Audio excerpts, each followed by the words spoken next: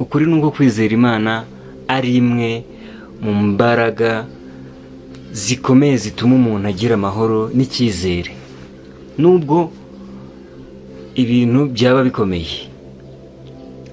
Kwizera Imana biduha amahoro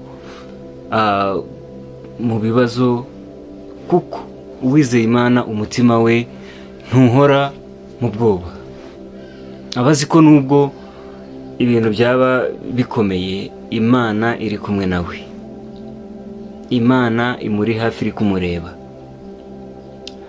Kwizera Imana rero biduha amahoro mu bibazo byose duhura nabyo. Iyo ikibazo gikomeye kije, hari igihe urira,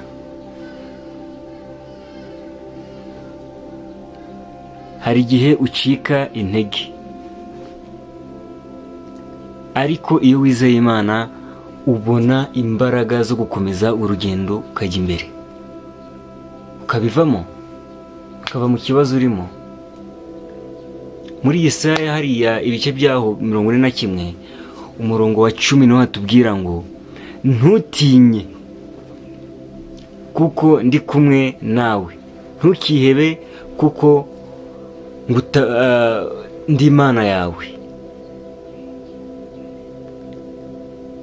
nzajya nkukomeza, ni koko nzajya nkutabara, kandi nzajya nkuramiza ukuboko kwanjye kw'iburyo. Urumva ko Yesaya aya ni amagambo meza yavuze akwereka ko kwizera Imana hari agaciro bifite mu buzima bwawe.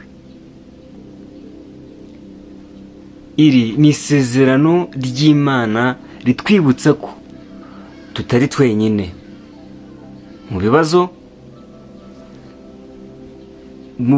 byose duhura nabyo hano ku isi. Kwizera Imana si ikintu dukora gusa igihe ibintu byagenze neza, ni ikintu dukenera muri buri kibazo n'igihe cyose.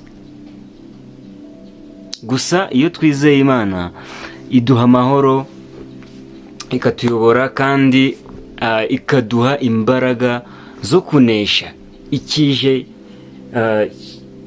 kutugirira nabi.